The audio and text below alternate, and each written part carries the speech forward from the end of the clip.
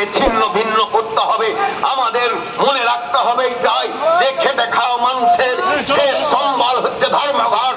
এই ধর্মঘটকে যে দালালরা হচ্ছে ভারত ধর্মঘটের জন্য প্রচার এবং বিভিন্ন কর্মসূচি আমরা গ্রহণ করেছি।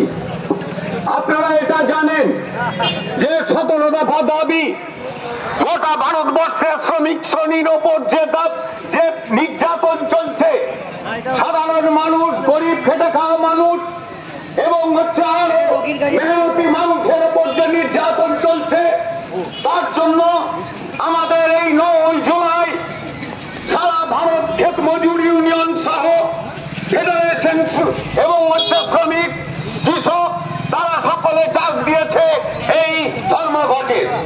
আপনারা এটা জানেন যে শ্রমকোড আজকে কেন্দ্র সরকার যে শ্রমকোড হচ্ছে তৈরি করছে, বাতিল করেছে।